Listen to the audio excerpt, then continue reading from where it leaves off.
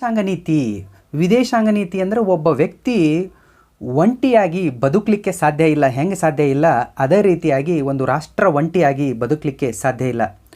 ಒಂದು ರಾಷ್ಟ್ರದ ಅವಶ್ಯಕತೆಗಳನ್ನು ಪೂರೈಸ್ಕೊಳ್ಳಿಕ್ಕೆ, ಭದ್ರತೆಯನ್ನು ಪೂರೈಸ್ಕೊಳ್ಳಿಕ್ಕೆ, ಕಾಪಾಡಿಕೊಳ್ಳಿಕ್ಕೆ, ಒಂದು ರಾಷ್ಟ್ರದ ಗುರಿ ಮತ್ತು ಉದ್ದೇಶ, ಹಿತಾಸಕ್ತಿಗಳನ್ನು ಕಾಪಾಡುವ ಸಂಬಂಧ ಇತರ ರಾಷ್ಟ್ರದ ಜೊತೆಗೆ ನಾವೇನು ಇಟ್ಕೋತೀವಿ, ಸಂಬಂಧವನ್ನು ಇಟ್ಕೋತೀವಿ. ಇತರ ರಾಷ್ಟ್ರ ಜೊತೆಗೆ ವ್ಯವಹರಿಸ್ತೀವಿ. ಅದಕ್ಕೆ ನಾವೇನಂತ ಕರಿತೀವಿ ರೀ, ವಿದೇಶಾಂಗ ನೀತಿ. ನನ್ನ ರಾಷ್ಟ್ರದ ಹಿತಾಸಕ್ತಿಗಳನ್ನು ಈಡೇರಿಸಿಕೊಳ್ಳುವ ಸಂಬಂಧ ನಾ ಏನು ಮಾಡ್ತೇನೆ ರೀ, ಬೇರೆದವರದ ಜೊತೆಗೆ ಸಂಬಂಧವನ್ನು ಇಟ್ಕೋತೀನಿ, ಆ ರಾಷ್ಟ್ರದ ಜೊತೆಗೆ ಸಂಬಂಧವನ್ನು ಇಟ್ಕೋತೀನಿ. ಒಂದು ಹಿತಾಸಕ್ತಿಗಳ ಮಾರ್ಗದರ್ಶನ ನೀಡುವಂಥ ದಿಕ್ಸೂಚಿ ಇದು ವಿದೇಶಾಂಗ ನೀತಿ. ರಾಷ್ಟ್ರದ ವಿದೇಶಾಂಗ ನೀತಿಗಳನ್ನು ನಾವು ಅರ್ಥ ಮಾಡ್ಕೊಳ್ಬೇಕು ಅಂತಂದ್ರೆ ಆ ರಾಷ್ಟ್ರದ ಇತಿಹಾಸವನ್ನು ನಾವು ನೋಡಬೇಕಾಗ್ತದೆ. ರಾಷ್ಟ್ರದೊಳಗೆ ಇತಿಮಿತಿಗಳು, ಸಾಮರ್ಥ್ಯ, ಪರಿಸರ, ಆಮೇಲೆ ಅಂತಾರಾಷ್ಟ್ರೀಯ ಸಂಪ್ರದಾಯಗಳು ಗಮನದಲ್ಲಿಟ್ಟುಕೊಂಡು ನಾವು ಆ ರಾಷ್ಟ್ರದ ಜೊತೆ ಸಂಬಂಧವನ್ನು ಬೆಳೆಸಬೇಕಾಗ್ತದೆ. ಒಂದು ಭಾರತ ಈ ವಿದೇಶಾಂಗ ನೀತಿಯನ್ನು ರಚನೆ ಮಾಡಬೇಕಾದ್ರೆ ಇತಿಹಾಸ, ಪರಂಪರೆ, ಚಳವಳಿಗಳ ಮೂಲಕ ನಾವೇನು ಮಾಡ್ಕೊಂಡಿವ್ರಿ, ಈ ಇತಿಹಾಸವನ್ನು ಸೃಷ್ಟಿಯನ್ನು ಮಾಡಿದ್ದನ್ನು ಮಾಡ್ಕೊಂಡ್ವಿ. ಮೂಲತಃ ನಮ್ಮ ಭಾರತ ಮೊದಲೇಕೇನಿದ್ದಿಲ್ಲ ರೀ, 1947 ಆಗಸ್ಟ್ 15 ತನಕನೂ ನಮ್ಮದು ವಿದೇಶಾಂಗ ನೀತಿ ಅನ್ನುವಂಥದ್ದು ಇದ್ದಿದ್ದಿಲ್ಲ. ಯಾಕಂದ್ರೆ ನಾವು ದೇಶ ಗುಲಾಮರಾದಂಥ ದೇಶ. ಆಗಸ್ಟ್ 15 ಆದಮೇಲೆ, ನಾವು ಸ್ವತಂತ್ರ ಆದಮೇಲೆ ಸಾರ್ವಭೌಮ ರಾಷ್ಟ್ರ. ವಿದೇಶಾಂಗ ನೀತಿ ಒಳಗೆ ಮೊದಲನೆಯ ಸರ್ಕಾರ ಬಂದಂಥದ್ದು, ಸರ್ಕಾರದೊಳಗೆ ಪ್ರಧಾನಮಂತ್ರಿಗಳಾದಂಥ ನೆಹರು ಅವರು ಏನು ಮಾಡ್ತಾರೆ, ಈ ವಿದೇಶಾಂಗ ನೀತಿಯ ಜನಕ, ವಿದೇಶಾಂಗ ನೀತಿಯ ಪಿತಾಮಹ ಅಂತ ನಾವು ಅವರನ್ನು ಕರಿತೀವಿ.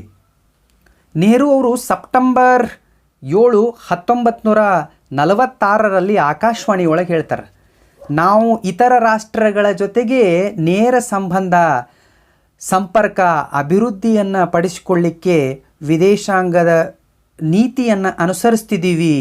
ಅಂದರೆ ಶಾಂತಿ, ಸ್ವತಂತ್ರವನ್ನು ವಿಸ್ತರಿಸುವ ಸಲುವಾಗಿ ಸಹಕರಿಸಿ ಭರವಸೆಯನ್ನು ಹೊಂದೀವಿ ಅನ್ನುವಂಥದ್ದನ್ನು ವಿಚಾರಗಳನ್ನು ಅವರು ವಿದೇಶಾಂಗ ನೀತಿ ಒಳಗೆ ತತ್ವಗಳು ಬರ್ತಾವೆ. ಆ ತತ್ವದೊಳಗೆ ಮುಖ್ಯವಾಗಿ ಬರುವಂಥ ಒಂದೇ ತತ್ವ ಅಲಿಪ್ತ ನೀತಿ. ಜಗತ್ತಿನೊಳಗೆ 2 ಬಣಗಳಾಗಿ ಹೊರಹೊಮ್ಮಿರ್ತಾವೆ. ಒಂದು ವಿದೇಶಾಂಗ ನೀತಿಯನ್ನು ಮಾಡಬೇಕಾದಾಗ ಆಗ ತಾನ ಜನಿಸಿದಂಥ ಭಾರತ ಏನು ಮಾಡ್ಕೋತದ ಅಂದ್ರೆ ಇಲ್ಲಿ 2 ಬಣಗಳಾಗಿ ಹೋಗಿರ್ತಾವೆ. ಒಂದು ರಷ್ಯಾದ ಕಡೆ ಇರುವಂಥ USSR, ಇನ್ನೊಂದು ಅಮೇರಿಕಾ, ಒಂದು ಸಮತಾವಾದವನ್ನು ಪ್ರತಿಪಾದಿಸುವಂಥ ರಷ್ಯಾ, ಇನ್ನೊಂದು ಬಂಡವಾಳಶಾಹಿಯನ್ನು ಪ್ರತಿಪಾದಿಸುವಂಥ ಅಮೇರಿಕಾ. 2 ಗುಂಪುಗಳಿಗೆ ಸೇರಿಕೊಳ್ಳೋದೇನ ತನ್ನದೇ ಆದಂಥ ವಿದೇಶಾಂಗ ನೀತಿಯನ್ನು ಮಾಡಬೇಕು ಅನ್ನುವಂಥ ಉದ್ದೇಶದ ಸಂಬಂಧ ಭಾರತ 3 ರಾಷ್ಟ್ರಗಳು ಸೇರಿಕೊಂಡು ಪ್ರಮುಖರು ಈ 3 ಮಂದಿಗೆ ಅಲಿಪ್ತ ನೀತಿ, ನ್ಯಾಮ್ನ ತ್ರಿಮೂರ್ತಿಗಳು ಟಿಟೋ, ನಾಜಿರ್, ನೆಹರು. ಭಾರತವರ ಒಬ್ಬರು ಪ್ರಧಾನಮಂತ್ರಿಗಳು, ಯುಗೋಸ್ಲೋವಿಯಾ ಮತ್ತು ಈಜಿಪ್ತಿನ 3 ಮಂದಿ ನಾಯಕರು ಸೇರಿ ಈ ಅಲಿಪ್ತ ನೀತಿಯನ್ನು ಸ್ಥಾಪನೆಯನ್ನು ಮಾಡ್ತಾರೆ. ಯಾವುದೇ ಗುಂಪುಗಳಿಗೆ ಸೇರಿಕೊಳ್ಳಂಗಿಲ್ಲ. 2 ಗುಂಪುಗಳಿಗೆ ಸಮಾನವಾಗಿ ದೃಷ್ಟಿಕೋನಗಳಲ್ಲಿ ಇಟ್ಟುಕೊಂಡು ತಮ್ಮ ಶಕ್ತಿಗಳನ್ನು ಕಾಪಾಡಿಕೊಂಡು ಹೋಗುವಂಥ ಉದ್ದೇಶವನ್ನು ಇಟ್ಟುಕೊಂಡು ಈ ರಾಷ್ಟ್ರದ ನಾಯಕರು ಒಂದು ಗುಂಪನ್ನು ಸ್ಥಾಪನೆ ಮಾಡ್ತಾರೆ, ಅಲಿಪ್ತ ನೀತಿ.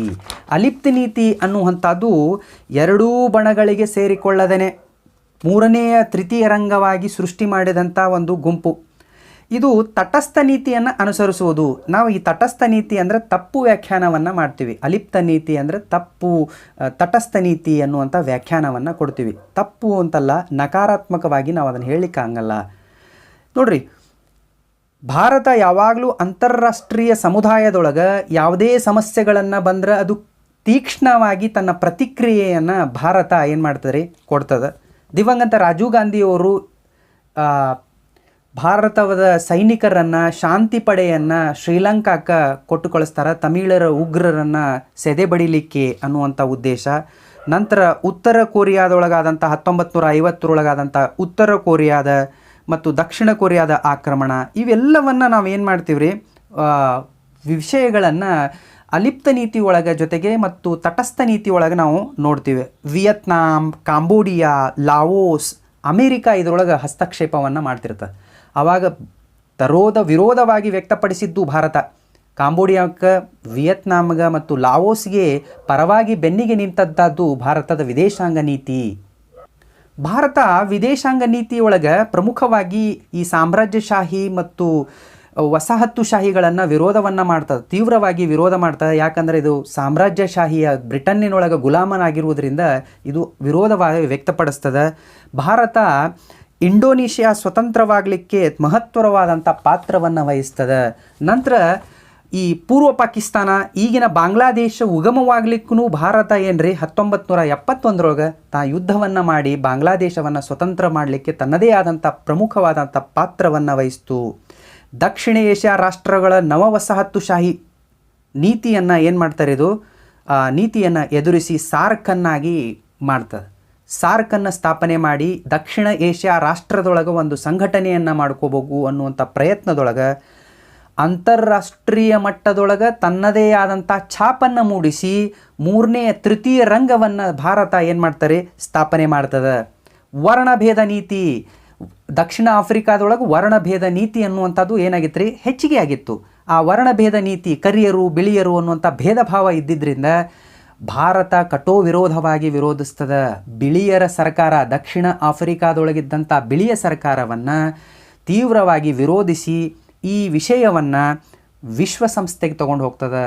ವಿಶ್ವಸಂಸ್ಥೆಯ ಪ್ರಣಾಳಿಕೆ ವಿರುದ್ಧವಾಗಿದ್ದು ಮತ್ತು ಮಾನವ ಹಕ್ಕುಗಳ ಉಲ್ಲಂಘನೆ, ಅದರ ಸಂಬಂಧ ಇದನ್ನು ಆಚರಣೆ ಮಾಡಬಾರ್ದು ಅನ್ನುವಂಥ ವಿಶ್ವಸಂಸ್ಥೆ ವೇದಿಕೆಯಲ್ಲಿ ಭಾರತ ಏನು ಮಾಡ್ತದೆ, ವಿರೋಧವನ್ನು ವ್ಯಕ್ತಪಡಿಸ್ತದೆ. ನಂತರ ಫಸ್ಟ್ ಟೈಮಿಗೆ ನೆಲ್ಸನ್ ಮಂಡೇಲಾ ಅವ್ರನ್ನ ದಕ್ಷಿಣ ಆಫ್ರಿಕಾದ ಕರಿಯರ ಅಧ್ಯಕ್ಷರನ್ನಾಗಿ ಮಾಡ್ತದೆ. ಬ್ರಿಟಿಷರ ದಾಸ್ಯದಿಂದ, ಗುಲಾಮಗಿರಿಯಿಂದ ಕೈ ಅನುಭವವನ್ನು ಭಾರತ ಅನುಭವಿಸಿರ್ತದೆ. ಬ್ರಿಟಿಷರು ಮಾಡಿದಂಥ ಹಿಂಸೆಗಳು, ಕ್ರೂರಗಳು ಇವೆಲ್ಲ ಮಾಡಿದ್ದನ್ನು ನಾವೇನು ಮಾಡ್ತೀವಿ ರೀ, ಅನುಭವಿಸ್ತೀವಿ. ಇದೇ ರೀತಿಯಾಗಿ ನ್ಯೂಜಿಲೆಂಡ್ ಮೇಲೆ ಅಮೇರಿಕಾ ತನ್ನ ಏನು ಮಾಡ್ತಾರೆ, ಈ ವಸಾಹತುಶಾಹಿ ವರ್ಣಭೇದ ನೀತಿಯನ್ನು ಅನುಸರಿಸುವುದರಿಂದ ಭಾರತ ಕಠೋರವಾಗಿ ವಿರೋಧವನ್ನು ವ್ಯಕ್ತಪಡಿಸ್ತದೆ. ಪಂಚಶೀಲ ತತ್ವ, ಸೈದ್ಧಾಂತಿಕ ಭಿನ್ನಾಭಿಪ್ರಾಯಗಳು ಹೊಂದಿದಂಥ ವಿವಿಧ ರಾಷ್ಟ್ರಗಳು, ಸಿದ್ಧಾಂತಗಳು ಬೇರೆ ಬೇರೆ ಅವ, ವಿಚಾರಧಾರೆಗಳು ಬೇರೆ ಬೇರೆ ಅವ, ಆದರೂ ಶಾಂತಿ ಸಹಬಾಳ್ವೆಯಲ್ಲಿ ನಡೆಸಲಿಕ್ಕೆ ಸಾಧ್ಯ ಅನ್ನುವಂಥ ವಿಷಯವನ್ನು ತಿಳಿಸಿಕೊಟ್ಟಿದ್ದು ಭಾರತ. ಭಾರತ ಹಲವಾರು ದೇಶಗಳ ಜೊತೆಗೆ ಉತ್ತಮವಾದಂಥ ಸಂಬಂಧವನ್ನು ಇಟ್ಕೋಬೇಕು. ಯಾವುದೇ ಸಮಸ್ಯೆಗಳನ್ನು ಶಾಂತಿಯುತವಾದ ಮೂಲಕ ಬಗೆಹರಿಸಿಕೊಳ್ಳುವಂಥ ವಿಚಾರಗಳನ್ನು ವ್ಯಕ್ತಪಡಿಸುವುದು ಭಾರತ. ಯುದ್ಧಗಳನ್ನು ಶಾಂತಿಪ್ರಿಯವಾದಂಥ ರಾಷ್ಟ್ರ, ಯುದ್ಧಗಳನ್ನು ಬಯಸದೇ ಇರುವಂಥ ರಾಷ್ಟ್ರ.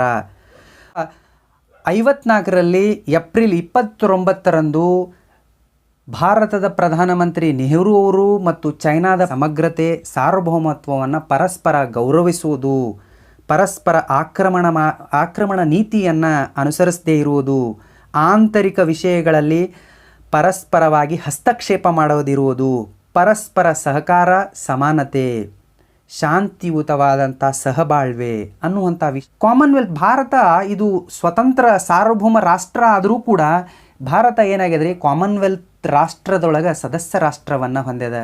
ಕೆಲವು ರಾಷ್ಟ್ರಗಳು ಅಥವಾ ಕೆಲವು ನಾಯಕರುಗಳು ಈ ಕಾಮನ್ವೆಲ್ತ್ ರಾಷ್ಟ್ರದೊಳಗೆ ಸೇರುವುದನ್ನು ಏನು ಮಾಡ್ತಾರೆ, ಭಾರತದ ವಿರೋಧವನ್ನು ವ್ಯಕ್ತಪಡಿಸ್ತಾರೆ. ಭಾರತದ ಸ್ವತಂತ್ರವಾದ ರಾಷ್ಟ್ರ ಆದರೂ ಕಾಮನ್ವೆಲ್ತ್ ರಾಷ್ಟ್ರದೊಳಗೆ ಹೋಗ್ತದೆ, ಈ ಸದಸ್ಯತ್ವವನ್ನು ಪಡ್ಕೊಂಡದ ಅಂತ ಹೇಳಿದಾಗ ಇದನ್ನು ನೆಹರು ಅವರು ಇದರೊಳಗೆ ಹುರುಳಿಲ್ಲ. ಯಾವುದೇ ಸಂದರ್ಭದಲ್ಲಿ ಭಾರತಕ್ಕೆ ಧಕ್ಕೆ ಉಂಟಾದಾಗ, ಯಾವುದೇ ಸಂದರ್ಭದಲ್ಲಿನೂ ಭಾರತ ಈ ಕಾಮನ್ವೆಲ್ತ್ ರಾಷ್ಟ್ರಗಳಿಂದ ಏನಾಗ್ಬೋದು ರೀ, ಸದಸ್ಯತ್ವದಿಂದ ಹೊರಗೆ ಬರ್ಬೋದು ಅನ್ನುವಂಥ ಅವಕಾಶದ ಅನ್ನುವಂಥದ್ದು ಹೇಳ್ತಾರೆ. ಇನ್ನು ವಿಶ್ವಸಂಸ್ಥೆಯ ಮೇಲೆ ಭಾರತಕ್ಕೆ ಅಪಾರವಾದಂಥ ನಂಬಿಕೆ ಅದ. ವಿಶ್ವಸಂಸ್ಥೆಯ ಮೇಲೆ ಅಂತಾರಾಷ್ಟ್ರೀಯ ಶಾಂತಿ, ನಿಶಸ್ತ್ರೀಕರಣ, ಯಾವುದೇ ವಿವಾದಗಳು ಶಾಂತಿಯುತವಾಗಿ ಬಗೆಹರಿಸಿಕೊಳ್ಳುವಂಥ ಪ್ರಯತ್ನದೊಳಗೆ ಸಾಮೂಹಿಕ ರಕ್ಷಣೆ, ಶಕ್ತಿ ಸಮತೋಲನ, ನಿಶಸ್ತ್ರೀಕರಣ, ಅಚಲವಾದ ನಂಬಿಕೆಯನ್ನು ಹೊಂದಿದಂಥ ರಾಷ್ಟ್ರ ಭಾರತ. ಇದು ಇರಾನ್ ಇರಾಕ್ಗಳ ನಡುವೆ ಯುದ್ಧಗಳು ಸಂಭವಿಸಿದಾಗ ತನ್ನ ವೀಕ್ಷಕರನ್ನು ಕೊಟ್ಟು ಕಳಿಸಿದ್ದು ಭಾರತ. ಮಿಲಿಟ್ರಿ ವೀಕ್ಷಕರನ್ನು ಕೊಟ್ಟು ಕಳಿಸಿ ಇರಾನ್ ಇರಾಕ್ನೊಳಗೆ ಏನಾಗ್ಯದ ಅನ್ನುವಂಥ ನೋಡಲಿಕ್ಕೆ ಕಳಿಸಿದ್ದು ಭಾರತ. ಭಾರತ ಇದಿಷ್ಟ ಅಲ್ಲದೇ ವಿಶ್ವಸಂಸ್ಥೆಯೊಳಗೆ ಬರುವಂಥ ಸದಸ್ಯ ಅಂಗಸಂಸ್ಥೆಗಳ ಮೇಲೇನೂ ಏನದರೆ ಅಷ್ಟ ನಂಬಿಕೆಯನ್ನು ಹೊಂದಿದೆ. ಅದು ಅಂತಾರಾಷ್ಟ್ರೀಯ ಕಾರ್ಮಿಕ ಸಂಘಟನೆ ಆಗಿರ್ಬೋದು, ಯುನಿಸೆಫ್ ಆಗಿರ್ಬೋದು, ಆನಂತರ ಆಹಾರ ಮತ್ತು ಕೃಷಿ ಸಂಸ್ಥೆ ಆಗಿರ್ಬೋದು, ಇವೆಲ್ಲ ಏನಾಗ್ತಾರೆ ಕಾರ್ಯಕ್ರಮಗಳಲ್ಲಿ ಭಾರತ ಸಕ್ರಿಯವಾಗಿ ಪಾಲ್ಗೊಳ್ತದೆ. ಸಾಮಾಜಿಕವಾಗಿ, ಆರ್ಥಿಕವಾಗಿ, ಉದ್ಯೋಗಿಕವಾಗಿ ಇದೆಲ್ಲದರೊಳಗೂ ಭಾರತ ತನ್ನದೇ ಆದಂಥ ಪಾತ್ರವನ್ನು ವಿಶ್ವಸಂಸ್ಥೆಯ ಮೇಲೆ ತನ್ನದೇ ಆದ ಪ್ರಭಾವವನ್ನು ಬೀರ್ತದೆ. ಭಾರತವು ವಿಶ್ವಸಂಸ್ಥೆಯ ಭದ್ರತಾ ಮಂಡಳಿ ಖಾಯಂ ಸದಸ್ಯತ್ವವನ್ನು ಶಾಂತಿ ಮತ್ತು ಭದ್ರತೆ ಕಾಪಾಡುವ ಸಲುವಾಗಿ ವಿಶ್ವಸಂಸ್ಥೆಗೆ ಇನ್ನಷ್ಟು ಪರಿಣಾಮಕಾರಿ ಆಗಬಲ್ಲದು. ಇತ್ತೀಚಿನ ದಿನಗಳಲ್ಲಿ ಭಾರತನೂ ಏನು ಮಾಡ್ಲಿಕ್ಕತ್ತಾರೆ, ನಾನೂ ಸದಸ್ಯ ರಾಷ್ಟ್ರ ಆಗಬೇಕು ಭದ್ರತಾ ಮಂಡಳಿ ಒಳಗೆ ಅನ್ನುವಂಥದ್ದು ಬಯಸ್ತದೆ. ಭಾರತ ಇದಿಷ್ಟ ಅಲ್ಲದ ಏಷ್ಯಾ ರಾಷ್ಟ್ರಗಳು ಅಂದರೆ ದಕ್ಷಿಣ ಏಷ್ಯಾ ರಾಷ್ಟ್ರಗಳಿಗೆ ವಿಶೇಷವಾದಂಥ ಆಸಕ್ತಿ. ಯಾಕಂದ್ರೆ ಆಗ ತಾನೇ ಜನಿಸಿದಂಥ ರಾಷ್ಟ್ರಗಳು, ಆಗ ತಾನೇ ಉದಯವಾದಂಥ ರಾಷ್ಟ್ರಗಳು. ಅದಕ್ಕೆ ಸಾರ್ಕ್ ರಾಷ್ಟ್ರಗಳಿಗೆ ತನ್ನ ಪ್ರೋತ್ಸಾಹವನ್ನು ನೀಡಿತು, ಎಲ್ಲ ರೀತಿಯಾದ ಸಹಾಯವನ್ನು ನೀಡಲಿಕ್ಕೂತ ಬಂದದ. ಪೂರ್ವ ಪಾಕಿಸ್ತಾನ ಅಂದ್ರೆ ಈಗಿನ ಬಾಂಗ್ಲಾದೇಶ ಉಗಮವಾಗಲಿಕ್ಕೂ ಕಾರಣ ಯಾರ್ರೀ? ಭಾರತ ಮತ್ತು ತನ್ನದೇ ಆದಂಥ ಪ್ರಭಾವವನ್ನು ಬೀರ್ತ ಈ ಸಾರ್ಕ್ನ ದೇಶಗಳಲ್ಲಿ. ಯಾಕಂದರೆ ದೊಡ್ಡಣ್ಣ ಅನಿಸಿಕೊಂಡಂಥ ರಾಷ್ಟ್ರ ಈ ಸಣ್ಣ ರಾಷ್ಟ್ರಗಳಿಗೆ ಆರ್ಥಿಕವಾಗಿ ಸಹಾಯ ಆಗಿರ್ಬೋದು, ಸಂಪನ್ಮೂಲಿಕವಾಗಿ ಸಹಾಯವನ್ನು ಮಾಡ್ತದೆ. ನೇಪಾಳಕ್ಕೆ ರಾಜ ಜ್ಞಾನೇಂದ್ರನನ್ನು ಪ್ರಜಾಸತ್ತಾತ್ಮಕವಾದಂಥ ರೀತಿ ಒಳಗೆ ಸರ್ಕಾರವನ್ನು ಸ್ಥಾಪನೆ ಮಾಡಬೇಕು ಅನ್ನುವಂಥದ್ದು ಭಾರತ ಏನು ಮಾಡ್ತಾರೆ, ಒತ್ತಾಯವನ್ನು ಅವ್ರಿಗೂ ಕೂಡ ಮಾಡ್ತದೆ. ನಂತರ ನಿಶಸ್ತ್ರೀಕರಣಕ್ಕೆ ಭಾರತ ಬೆಂಬಲ ಯಾವಾಗಲೂ ಇರ್ತದೆ. ನಿಶಸ್ತ್ರೀಕರಣಗಳಲ್ಲಿ ಯಾವಾಗಲೂ ಭಾರತ ಬೆಂಬಲಿಸ್ತದೆ. ಒಂದು ನಿಶಸ್ತ್ರೀಕರಣವನ್ನು ಬೆಂಬಲಿಸೋದು, ಅದರ ಜೊತೆಗೆ ಎರಡನೇದ್ದು ಶಸ್ತ್ರಾಸ್ತ್ರಗಳನ್ನು ಉತ್ಪಾದನೆ ಮಾಡುವುದನ್ನು ನಿಷೇಧಿಸಬೇಕು.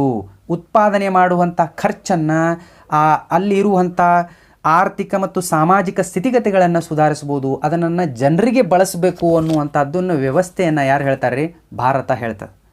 ಇದಷ್ಟೇ ಅಲ್ಲ, 1993 60 ರಾಷ್ಟ್ರಗಳ ಜೊತೆಗೆ ಭಾರತ ಒಂದು ಒಪ್ಪಂದ ಮಾಡ್ಕೋತದೆ. 15 ವರ್ಷದ ತನಕ ರಾಸಾಯನಿಕವಾದಂಥ ಶಸ್ತ್ರಗಳನ್ನು ನಾಶಗೊಳಿಸಬೇಕು ಅನ್ನುವಂಥ ಸಮ್ಮೇಳನದೊಳಗೆ ಭಾರತ ಸಹಿ ಹಾಕ್ತದೆ.